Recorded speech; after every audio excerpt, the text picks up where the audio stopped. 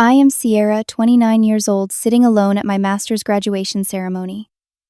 The 5 empty chairs I reserved for my family mock me as I clutch my graduation cap. While I am here, they are all celebrating at my sister Tiffany's bridal shower across town. I have always been the forgotten daughter, the invisible sibling. When I finally received my diploma holder, I felt something odd inside it, an unexpected envelope with my name on it. Before I could open it, my phone exploded with notifications. 51 missed calls from my family. Before I tell you what was in that envelope that changed everything, let me know where you are watching from. Drop a like and subscribe if you have ever felt invisible in your own family. Growing up in Portland, Oregon, I lived in the shadow of success.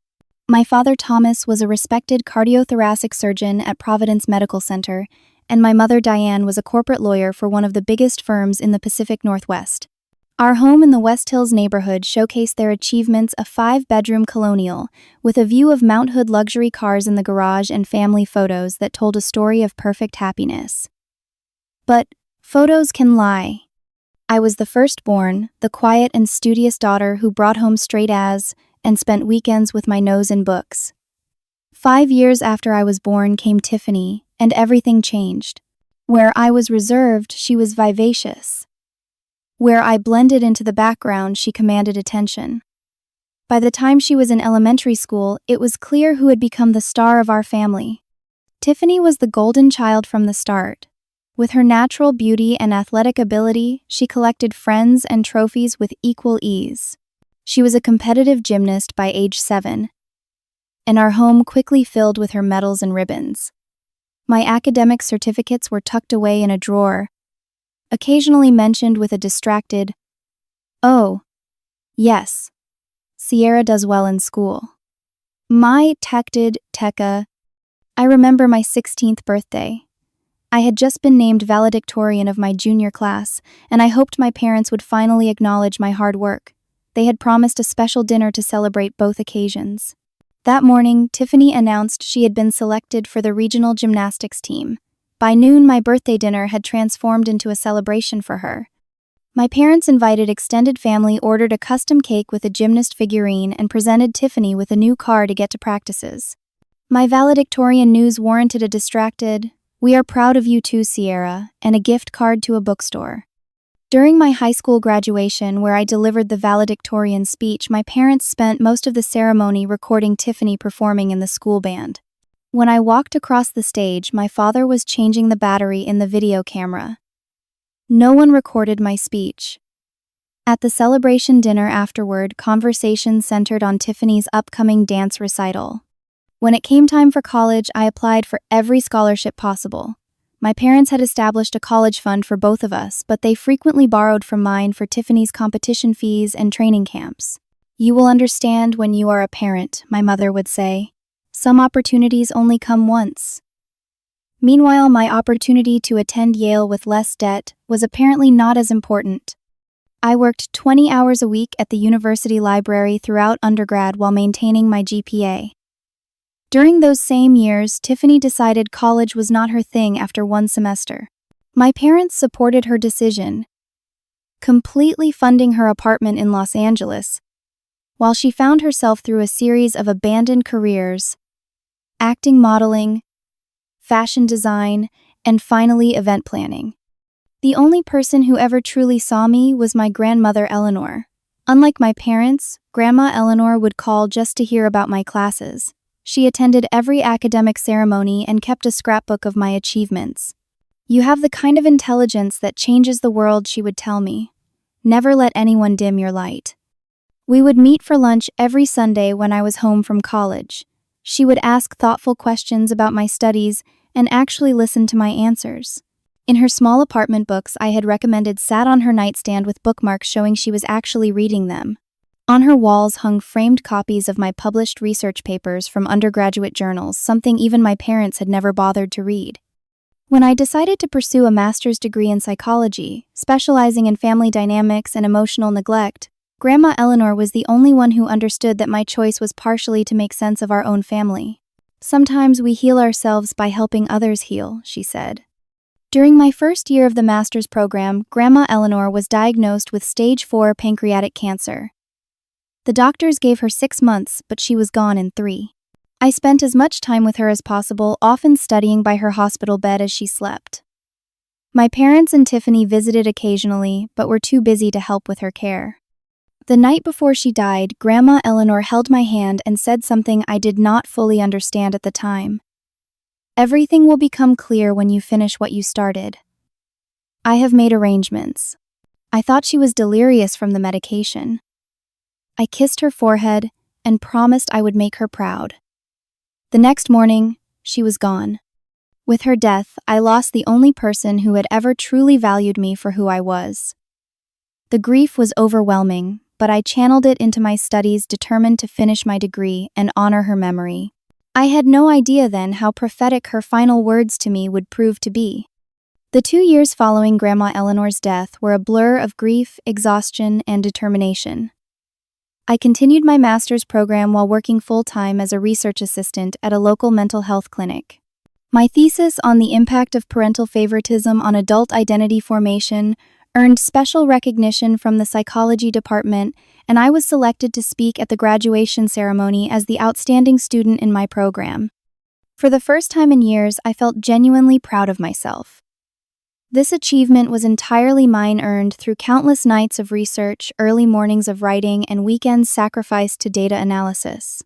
Dr. Matthews, my thesis advisor, told me my work could form the foundation for an impressive clinical practice or academic career. "Your insights into family dynamics are exceptional, Sierra," she said during our final advisement meeting. "Your personal experience gives you an empathy that cannot be taught." 3 months before graduation, I sent formal invitations to my family. I spent extra on thick cream cardstock with gold embossing, hoping the formality would convey the importance of the event. I included a personal note to each of them. "Your presence would mean the world to me on this special day," I wrote. "This achievement would not have been possible without your support." The last part was not entirely true, but I wanted to give them the benefit of the doubt. Perhaps seeing me recognized would finally help them understand my value. To my surprise, they all responded positively. My father called personally, something he rarely did. "We are proud of you, sweetheart," he said. "Of course we will be there." My mother added the date to the family calendar she maintained with religious devotion. "We will take you to dinner at Riverside after the ceremony," she promised. "Your choice of restaurant." Even Tiffany sent a text message with multiple exclamation points. "So proud of my smarty pants, sister." For a few wonderful weeks, I allowed myself to believe that this milestone would be different. I imagined my parents sitting in the audience, actually watching as I received my diploma and gave my speech. I pictured a family dinner where the conversations centered on my accomplishments and future plans. I dared to hope that my hard work would finally receive the recognition it deserved. 2 weeks before graduation, everything changed. Tiffany called our parents on speakerphone while I was visiting for Sunday dinner. Her boyfriend Jackson had proposed with a 4-carat diamond ring during their vacation in Maui. Her screams of excitement were so loud I had to move the phone away from my ear. "We need to start planning right away," Tiffany gushed. "I want a summer wedding, so we only have 3 months." Just like that, my graduation disappeared from the family radar. My mother immediately pulled out her laptop and began researching wedding venues. My father started calculating budget numbers, whistling at the costs, but assuring Tiffany that nothing is too good for my little girl. No one seemed to remember I was still on the call. "I am really happy for you, Tiff," I said, trying to share in her joy while reminding them of my presence. "Just remember, my graduation is in 2 weeks." "Oh, right," Tiffany said dismissively. "Well, you can help me look at dresses the day after." A week later, my mother called. Her voice had that particular tone I had come to recognize, the one that preceded disappointment. "Sierra, honey, we need to discuss something." Tiffany had decided to hold her bridal shower on the same day as my graduation. It was the only day that worked for her future mother-in-law's schedule. The shower would be at the Four Seasons downtown with 80 guests, including extended family and friends from across the country. "We just assumed you would understand," my mother said. "Tiffany's wedding is such an important life event. And my graduation isn't," I asked, trying to keep my voice steady. "It is just a graduation, Sierra. You will have others when you get your doctorate or whatever comes next. A first wedding only happens once." I wanted to point out that given Tiffany's history with relationships, this might not be her only wedding, but I bit my tongue. I sent the invitations 3 months ago, I said instead. Everyone already RSVP'd, yes. Plans change, sweetheart. Family has to be flexible. I am sure your professors will understand if you walk across the stage without a cheering section. I fell silent, processing yet another instance of being deemed less important. After a moment, my mother filled the silence with what she clearly thought was a helpful suggestion. You could always skip the ceremony and come to the shower instead. It would mean so much to Tiffany to have her big sister there. That was the moment I realized nothing would ever change. No achievement of mine would ever outrank even the most minor event in Tiffany's life. I thanked my mother, politely told her I would think about it, and ended the call. Then I sat on my apartment floor and cried for an hour. The next day, Dr. Matthews noticed my red eyes during our meeting to review my graduation speech. Is everything all right, Sierra? Something about her genuine concern broke through my practiced composure. I found myself telling her everything. The years of being overlooked. The bridal shower conflict. The empty seats I would face at graduation. She listened without interruption, then said something that would stay with me. The people who cannot celebrate your light are often afraid it will outshine their own. Your accomplishments are no less significant because others fail to recognize them. As graduation day approached, I focused on her words. I pressed my graduation gown, practiced my speech, and tried to find peace with attending alone. I told myself that Grandma Eleanor would have been there if she could, and perhaps in some way she would be watching. It was a comforting thought, even if it did little to fill the empty chairs that awaited me. The morning of my graduation dawned clear and bright, the kind of spring day that usually lifted my spirits. But as I checked my phone, my stomach sank. My social media feeds were flooded with posts from my family, all excitedly preparing for Tiffany's bridal shower. My mother had posted a selfie with Tiffany at the Four Seasons supervising the decoration setup. So blessed to be celebrating my beautiful daughter today. Number proud mama, number bridal shower, number future Hawkins. The post already had 73 likes and a dozen comments, including several from relatives who had RSVP'd to my graduation. My father shared photos of himself loading gifts into his car. Big day for our princess number daddy duties, number bridal shower. Tiffany herself had posted a professional quality photo shoot in a white sundress with a bride-to-be sash captioned. The celebrations begin, best day ever, with all my favorite people. All my favorite people, the same people who had promised to be at my graduation. I put my phone down and focused on getting ready. I styled my hair in a simple updo that would fit under my graduation cap, applied makeup more carefully than usual, and put on the new dress I had purchased for the occasion, a navy blue sheath that felt both professional and special. As I was fastening the pearl earrings that had been a gift from Grandma Eleanor on my 21st birthday, my phone buzzed with a text from my mother. Make sure to take some good pictures today since you will miss the shower. We need them for the family album. Have fun, sweetie. No mention of being sorry they were missing my graduation. No acknowledgement of my achievement. Just a reminder to document the event for their benefit. I did not respond. The drive to campus was surreal.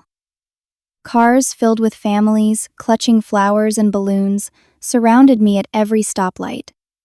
Parents walked alongside soon-to-be graduates, their faces beaming with pride.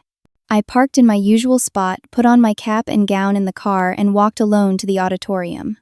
The graduates were to gather in a large reception hall before the procession. The room buzzed with excitement as my classmates took photos with parents and siblings, accepted congratulatory hugs, and introduced professors to grandparents. I stood awkwardly near the back, fiddling with my honor cords and trying to look purposefully solitary. Sierra, my classmate Jennifer, approached her parents in tow. Introduce us to your family. They could not make it, I said, forcing a smile. My sister's bridal shower is today. Jennifer's face fell. All of them. That is awful. It is fine, I lied. They are coming to dinner next weekend instead. Another lie, but easier than explaining the truth. Well, you can share ours. Jennifer's mother offered, kindly putting an arm around my shoulders. "We are so proud of all of you." The simple gesture of inclusion nearly brought me to tears. I thanked her and chatted with them until we were called to line up for the procession. Walking into the packed auditorium to pomp and circumstance was more emotional than I had anticipated. Row after row of beaming families stood as we entered, craning to spot their graduates in the line. I scanned the audience out of habit, knowing I would see no familiar faces, but unable to stop myself from looking anyway. As predicted, the 5 seats I had reserved remained empty. I focused on not tripping as I took my place in the front row, designated for those giving speeches and receiving special honors. The ceremony proceeded with the expected speeches from the university president, the dean of the graduate school, and various dignitaries. I listened with half an ear, mentally rehearsing my upcoming remarks. When the time came, I approached the podium with my heart pounding. "Resilience is not just surviving difficulty," I began. "It is using adversity as a foundation for growth." The words I had written took on new meaning as I delivered them to a sea of strangers. I spoke about perseverance, about finding purpose in pain, and about the responsibility that comes with knowledge. For 3 minutes, the audience was with me, nodding and applauding at all the right moments. As I returned to my seat, I caught sight of an older woman in the back of the auditorium taking photos when my name was called. She seemed vaguely familiar, though I could not place her. Before I could consider it further, the ceremony moved on to the conferring of degrees. One by one, we were called to the stage. Cheers erupted for each graduate as families celebrated their achievements. When Sierra Williams' Master of Science in Psychology with honors was announced, the auditorium felt painfully quiet in comparison to the others. I walked across the stage, shook hands with the dean, accepted my diploma holder, and returned to my seat, fighting back tears. The holder felt oddly heavy in my hands. I assumed it contained not just the ceremonial placeholder certificate, but also some program materials or alumni information. I did not open it immediately, focusing instead on maintaining my composure through the rest of the ceremony. After the final recessional, the auditorium erupted into chaos as families swarmed to find their graduates. I moved against the tide of people heading for the exit, while others moved toward the stage for photos. Outside, the spring air felt cool against my flushed face. All around the campus, quad celebrations were in full swing. Families took photos by the fountains and under the cherry trees. Parents hugged their children with fierce pride. Grandparents handed over cards that undoubtedly contained checks. Siblings mugged for selfies with their graduate. I walked alone to a small cafe just off campus, a place where I had spent countless hours studying. The barista recognized me and offered congratulations.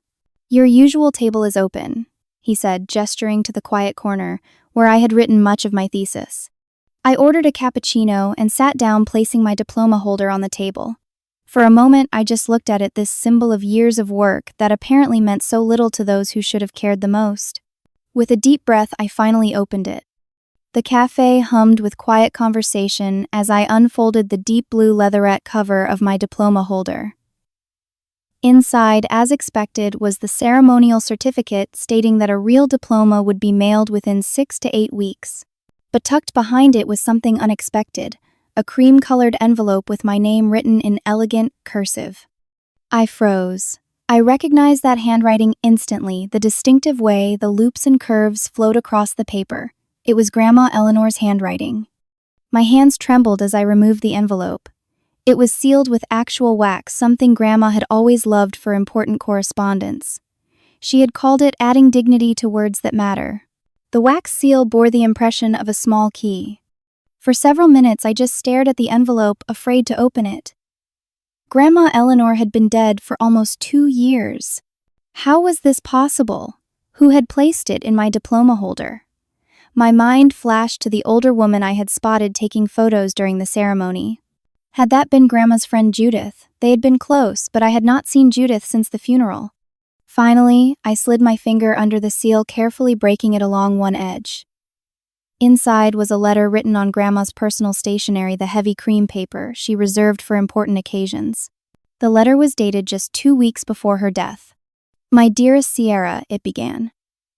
"If you are reading this, then you have accomplished what I always knew you would. You have persevered despite the challenges, you have excelled, despite the lack of recognition, and you have become the extraordinary woman I always saw in you." Tears blurred my vision as I continued reading. "I have watched throughout your life as your light was dimmed by those who should have helped it shine brightest. I have seen your achievements go uncelebrated and your potential questioned. But I have also seen your strength, your resilience, and your determination to create your own path. When I received my diagnosis, I knew my time with you would be shorter than either of us wished. But I also knew I had an opportunity to right some wrongs and to ensure that your future would not be constrained by the same limitations that have held you back in the past. I have made arrangements, Sierra. Arrangements that I hope will give you the freedom to build the life you deserve. Throughout your master's program, my friend Judith has been keeping me updated on your progress. Even after my passing, she continued to monitor your achievements on my behalf. I asked her to deliver this letter at your graduation, a day I am heartbroken to miss, but overjoyed to know you have reached. Enclosed with this letter is a key. It opens safety deposit box number 1842 at First Northwest Bank on Madison Avenue. Go there as soon as possible. Everything will be explained. Know that I have always seen you, Sierra. I have always valued your gentle spirit, your brilliant mind, and your compassionate heart. The world needs more people like you, and now you will have the resources to share your gifts without constraint. All my love, always, Grandma Eleanor." A small key was taped to the bottom of the letter just as she had described. I carefully removed it, turning it over in my palm. It was small in gold with the bank's logo and the number 1842 engraved on it. I read the letter 3 more times, tears streaming down my face. Grandma Eleanor had seen me. She had valued me. And somehow from beyond the grave, she was still looking out for me. As I folded the letter to put it back in the envelope, my phone suddenly began buzzing in my purse. I had silenced it during the ceremony and forgotten to turn the sound back on. When I pulled it out, the screen showed dozens of notifications flooding in. 51 missed calls, 37 text messages, 9 voicemails, all from my family. The earliest missed call was from just 30 minutes ago, around the time I would have been walking across the stage. The most recent was from 30 seconds ago. As I stared at the screen in confusion, it lit up again with my mother's call. I let it go to voicemail, too overwhelmed to speak to her. Instead, I began scrolling through the text messages in reverse order. The most recent from my father, Sierra, call us immediately. This is an emergency. From my mother 5 minutes earlier, your grandmother left you. What? Why didn't you tell us? Call me right now. From Tiffany, oh my God, sis, is it true? How could you keep this secret? The messages became increasingly frantic as I scrolled back through them. The earliest was a casual text from my mother sent during what must have been the middle of the bridal shower. Hope the ceremony is going well. Send pics when you can. I switched to voicemail, starting with the earliest. Hi, sweetie, just checking in to see how things went. Call when you can. My mother's voice sounded relaxed, normal. The second voicemail, Sierra, it's Mom again. We just got the strangest call from Judith Anderson, Eleanor's old friend. Call me back. Third voicemail, my father this time, Sierra, call your mother. It's important. The messages escalated from there, becoming more demanding and confused with each one. The final voicemail was from both my parents, clearly on speakerphone. Sierra, this is absolutely unacceptable. Judith Anderson just showed up at Tiffany's bridal shower and announced to everyone that Eleanor left you her entire estate. She showed pictures of you at graduation and said Eleanor had arranged everything. We are your parents. We deserve to know about this. Call us back immediately. I sat frozen in my seat, trying to process what was happening. How had Judith gone from quietly taking photos at my graduation to announcing Grandma's plans at Tiffany's bridal shower? Why would she do that? And what exactly had Grandma Eleanor left me? My phone buzzed again. And again, and again. I turned it off completely, needing space to think. First, I needed to visit the bank. Whatever was in that safety deposit box would explain everything. My family's sudden interest in my graduation day would have to wait. First Northwest Bank was a 30-minute drive from campus. I changed out of my graduation gown in the cafe bathroom, carefully folding it into my tote bag along with the diploma holder and Grandma's letter. The entire drive my mind raced with questions. What had Grandma Eleanor done? What was in the safety deposit box? And why had Judith chosen today of all days to tell my family about it? The bank was quiet for a Saturday afternoon. I approached the customer service desk still feeling dazed. "I need to access a safety deposit box," I said, showing the key to the representative, a middle-aged woman with a kind smile. "Of course. May I see some identification?" I handed over my driver's license, and she typed something into her computer. "Ah, Miss Williams. We've been expecting you." Mrs. Eleanor Williams left specific instructions about this box. "Please follow me." I was led through a secure door to a private room containing a table and 2 chairs. "I'll retrieve your box and be right back," the representative said. "Mr. Daniels, our manager, will join us. He handled your grandmother's arrangements personally." Left alone, I tried to calm my racing heart. The formality of the process was making me increasingly nervous. What kind of arrangements required the bank manager's involvement? A few minutes later, the door opened. The representative returned carrying a large safety deposit box, followed by an older man in a crisp suit.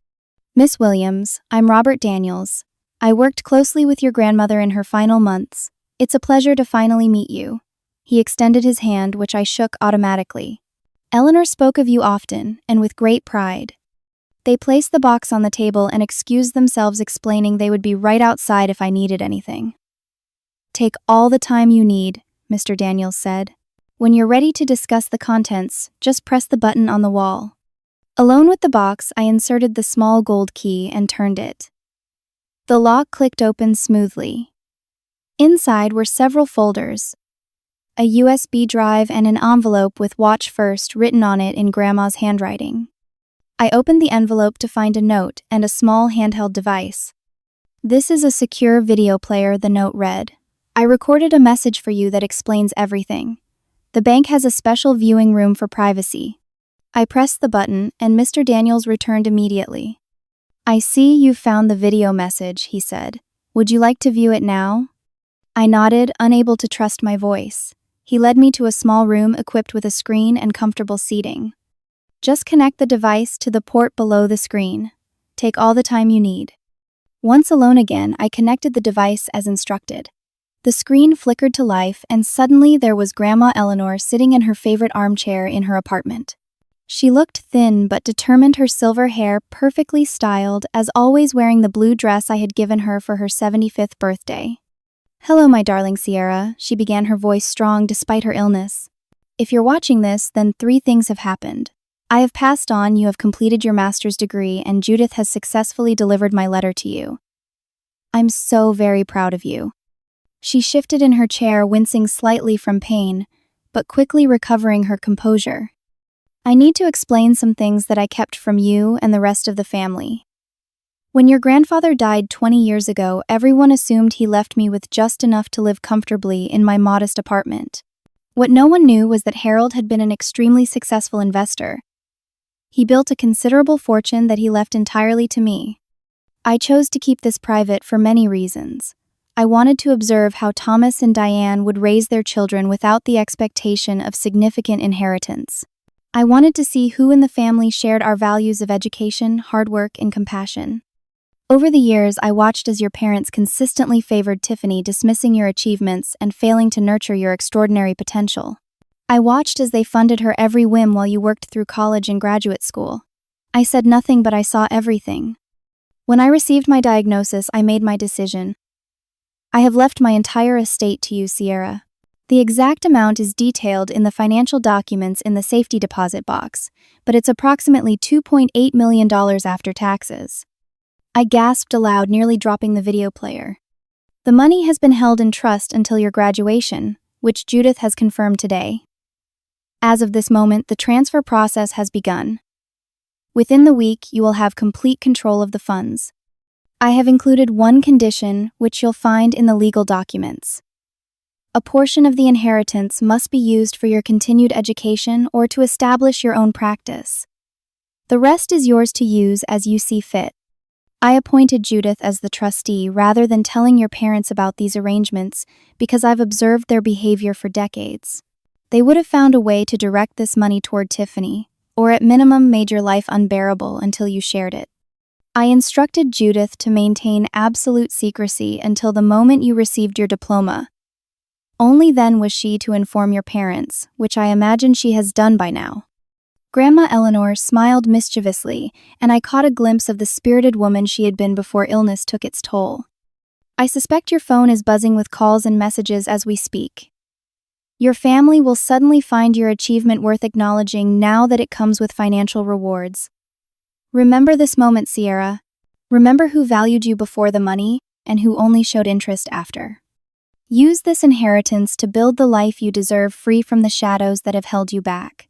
Help others who have been overlooked as you were. Create the family you choose, rather than remaining bound to the one you were born into. I love you, my brilliant girl. I have always seen your light, even when others tried to dim it. Now the world will see it too. The screen went dark as the message ended. I sat in stunned silence, tears streaming down my face. After several minutes, I collected myself enough to return to the main room where Mr. Daniels waited patiently. I take it, Eleanor explained the inheritance he asked gently. I nodded, still struggling to find words. The documents in the safety deposit box include the trust details, account access information, and property deeds. Eleanor owned several investment properties that are now yours as well. My card is in there too. I promised her I would help you navigate all of this. Did she really leave me everything I finally managed to ask? $2.8 million? Yes, plus the properties, which are conservatively valued at another $600,000. Eleanor was quite the savvy investor in her later years. And my parents knew nothing about this until today. Nothing. Eleanor was adamant about that. She arranged for Judith to attend both your graduation and your sister's event afterward. The timing was deliberate. I could almost see Grandma Eleanor planning it all, ensuring that my family would be forced to confront their choices on what should have been one of the most important days of my life. What happens now? I asked. Now you take some time to process everything. Review the documents. Consider your options. The money isn't going anywhere. When you're ready, we'll schedule a proper meeting to discuss investment strategies and next steps. I gathered the contents of the safety deposit box into a portfolio he provided. As I prepared to leave, Mr. Daniels added, Your grandmother was an exceptional woman, Miss Williams. She spoke often about your kindness and intelligence. She wanted to give you the freedom to use those qualities to their fullest potential. This inheritance isn't just money, it's her belief in you. As I drove home, I turned my phone back on. The notifications had multiplied 78 missed calls, now dozens more messages. I ignored them all. I needed time to think, to process not just the inheritance but the validation that came with it. Grandma Eleanor had seen me, had valued me enough to entrust me with everything she had. For the first time in my life, I felt truly seen. I was not surprised to find my family's cars parked outside my apartment building when I arrived home. The bridal shower had clearly been abandoned in favor of more pressing concerns. Taking a deep breath, I parked and gathered my things, including the portfolio from the bank. Whatever confrontation awaited me upstairs, I would face it with the strength Grandma Eleanor had always seen in me. They were waiting in the hallway outside my apartment door, all four of them, my parents, Tiffany, and her fiancé Jackson. My mother rushed toward me the moment I appeared at the end of the hall. Sierra, there you are. We've been so worried. She threw her arms around me in an embrace that felt foreign after years of minimal physical affection. How was graduation? I bet your speech was wonderful. I stood stiffly in her embrace, not returning it. Over her shoulder, I could see my father checking his watch impatiently while maintaining a strained smile. Tiffany was still in her bride-to-be sash, though it was now slightly crooked, her perfect makeup smudged from what appeared to be angry tears. What are you all doing here? I asked quietly as my mother finally released me. I thought you had a bridal shower to attend. We came as soon as we could, my father said, stepping forward to awkwardly pat my shoulder. We wanted to surprise you after your graduation, celebrate your big day. The lie was so transparent it would have been comical if it weren't so painful. I unlocked my apartment door without responding and walked inside, leaving it open behind me. They followed, crowding into my small living room. We're so proud of you, sweetie, my mother continued, her voice overly bright. A master's degree with honors, you always were the smart one in the family. I placed my graduation cap and portfolio on the coffee table. That's not what you said when you decided to skip my graduation for Tiffany's bridal shower. An uncomfortable silence fell over the room. My father cleared his throat. There was a misunderstanding about the dates he attempted. We had a commitment to the Hawkins family. You know how these things go. The dates were clear 3 months ago when you all RSVP'd yes to my invitation, I replied calmly. But let's not pretend this is about my graduation. Judith Anderson spoke to you at the bridal shower, didn't she? Another silence, heavier this time. Finally, my mother spoke. She showed up uninvited, taking photos and telling everyone she had just come from your graduation. Then she announced to the entire party that your grandmother had left you her entire fortune. Is that true, Sierra? Did you know about this? I found out today just like you did. I sat down on my sofa, suddenly exhausted. Grandma left me a letter with my diploma. I just came from the bank. Tiffany stepped forward, her face flushed with anger or alcohol or both. So it's true. Grandma left you millions of dollars. That's the most unfair thing I've ever heard. We were close too. I looked at my sister, really looked at her. In her designer dress and expensive jewelry, with her perfect hair and 4-carat engagement ring, complaining about fairness while still wearing the sash from the event that had been deemed more important than my graduation. Were you close, Tiffany? When was the last time you visited Grandma before she got sick? Do you even know what books she liked to read, what her favorite tea was, the name of the nurse who cared for her in the hospital? My voice remained calm, though I felt anything but. Tiffany's mouth opened and closed without sound. Jackson shifted uncomfortably beside her. That is not fair, Sierra, my father interjected. Your sister has a busy life. We all do. Too busy to attend my graduation, I noted, but not too busy to drive across town the moment you found out about Grandma's money. My mother sat down across from me, adopting her lawyer expression, the one she used when negotiating. Honey, we need to discuss this rationally. Eleanor clearly was not in her right mind toward the end. The medication, the pain. She wasn't thinking clearly when she made these arrangements. She seemed perfectly clear in the video she left me, I replied. And, according to the bank manager, she began making these arrangements over a year before her diagnosis. Video, my father's head snapped up. What video? Grandma recorded a message explaining her decision. She wanted me to understand why she left everything to me. And why was that, Tiffany demanded, her voice rising. Why would she completely cut out the rest of her family? It makes no sense. I sighed deeply. She wanted me to have the freedom to build a life without constantly standing in someone else's shadow.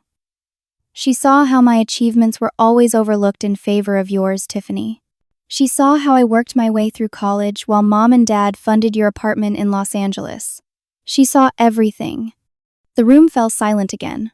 I opened the portfolio and removed Grandma's letter, holding it but not offering to share it.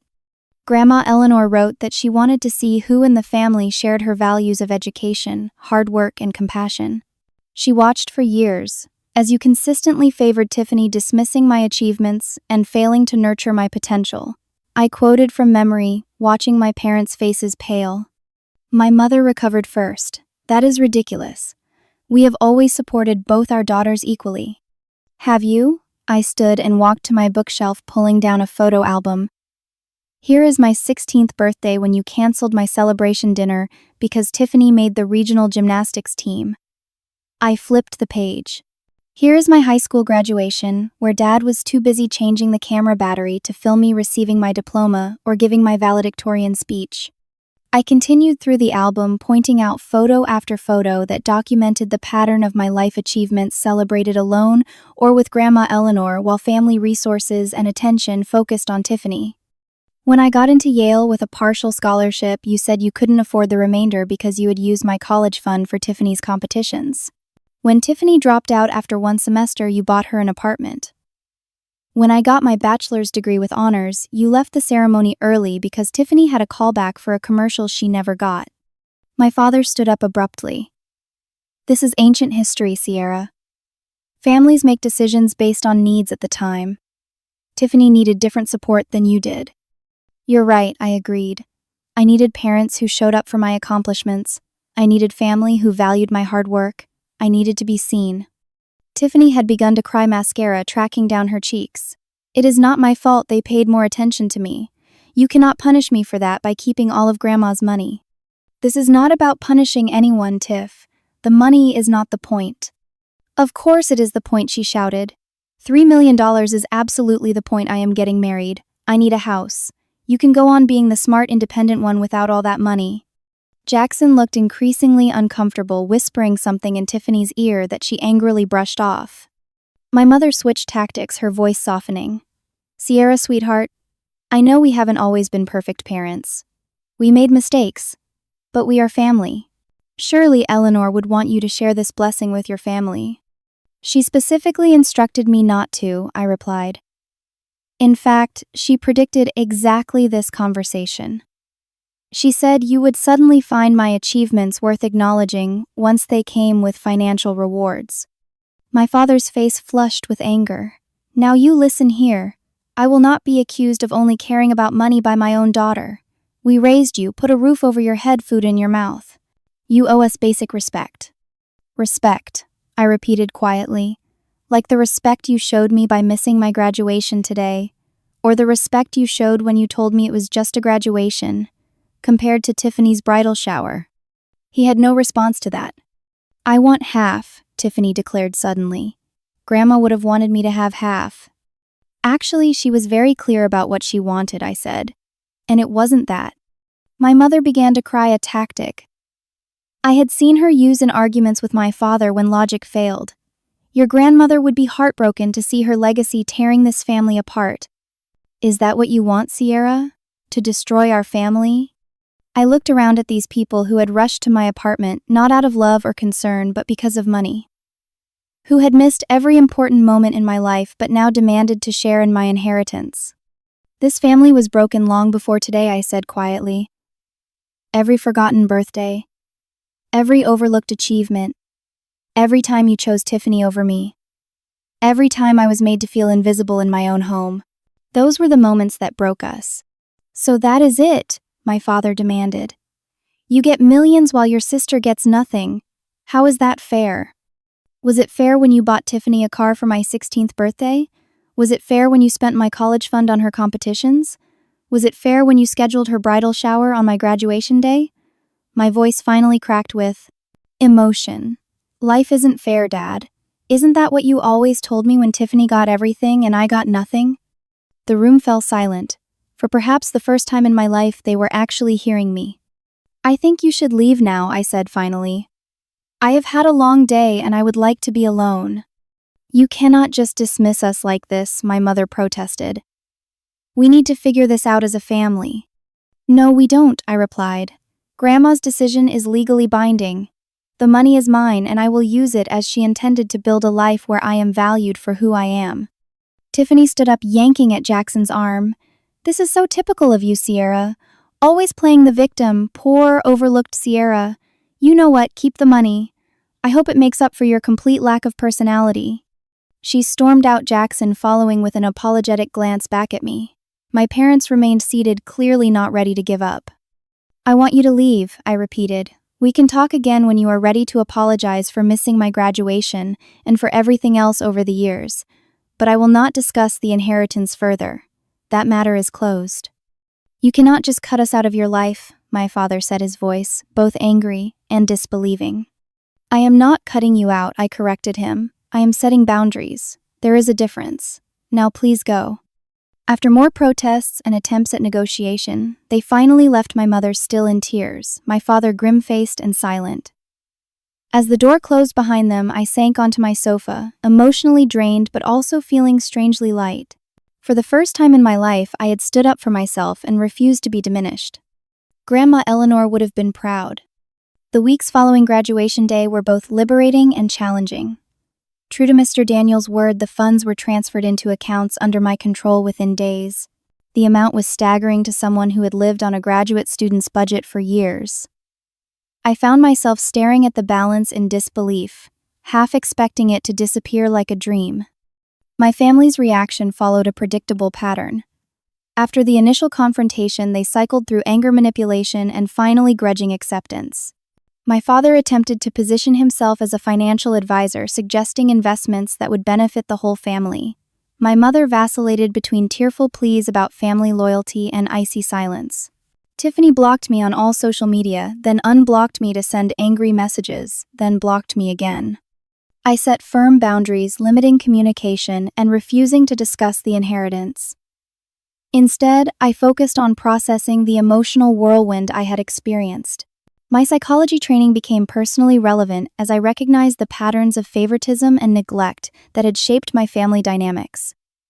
I found a therapist who specialized in family trauma and began the hard work of healing. Your grandmother's gift wasn't just financial, Dr. Harris pointed out during one session. She gave you validation. She confirmed that what you experienced was real, not just your perception. That validation was indeed priceless. For years, I had questioned my own experiences, wondered if I was simply too sensitive or demanding. Grandma Eleanor's letter and video had affirmed that the inequality had been real and observable to others. 3 months after graduation, I made my first major decision about the inheritance. I purchased a small building near the university and began renovations to create a psychology practice specializing in family trauma and dynamics. The ground floor would house therapy offices, while the second floor would become a community space for support groups and workshops. At the same time, I established the Eleanor Williams Scholarship Fund for overlooked students pursuing advanced degrees in psychology and social work. The scholarship would prioritize students who, like me, had persevered through family challenges or lack of support. It was my way of extending Grandma's legacy of seeing those who often went unseen. My healing journey was not linear. There were days when I felt strong and purposeful, and others when old pain resurfaced. On particularly difficult days, I would reread Grandma's letter or rewatch her video message, drawing strength from her belief in me. 6 months after graduation, my parents reached out with what seemed like a genuine attempt at reconciliation. They invited me to dinner at a neutral location, a restaurant downtown. "We have been doing some reflection," my mother said carefully. "And some research," she added, referring to the family therapy books I had noticed in her tote bag. "We realize we may have overlooked your accomplishments over the years." "We got some things wrong," my father admitted, looking uncomfortable but sincere. "We never meant to hurt you, Sierra." It wasn't a perfect apology, but it was a start. We agreed to move forward slowly with boundaries intact. I suggested they join me for a family therapy session, and to my surprise, they agreed. Tiffany was a different story. Her wedding went forward as planned, though, on a slightly reduced scale from her original vision. I received an invitation with a handwritten note. "I still think this is unfair, but you are my sister. Please come. No gifts necessary since you are obviously loaded now. Tiffany." The passive-aggressive invitation made me smile despite myself. It was so typically Tiffany, entitled yet vulnerable beneath the bravado. I decided to attend, but on my own terms. I would not be a bridesmaid as originally planned, nor would I participate in the marathon of pre-wedding events. I would simply attend as a guest, bringing a thoughtfully chosen gift and my best wishes. The wedding was lavish despite the reduced scale. I sat quietly in the middle section, neither hidden away nor prominently featured as family. Several relatives approached me during the reception, some genuinely interested in my life, others transparently curious about the inheritance. I answered politely but vaguely, steering conversations toward neutral topics. Tiffany and I exchanged brief pleasantries. As I congratulated her, I saw a flicker of the little sister I had once protected from schoolyard bullies and helped with homework. For a moment, I glimpsed what our relationship might have been without the toxic family dynamics that had pitted us against each other. "Your dress is nice," she said, which from Tiffany was high praise indeed. "Your wedding is beautiful," I replied sincerely. "I hope you are happy, Tiff." "Thanks for coming," she said, and I thought I detected a note of genuine appreciation before she was whisked away by her new husband. It was a small moment, but it felt like the beginning of a new chapter in our complicated relationship.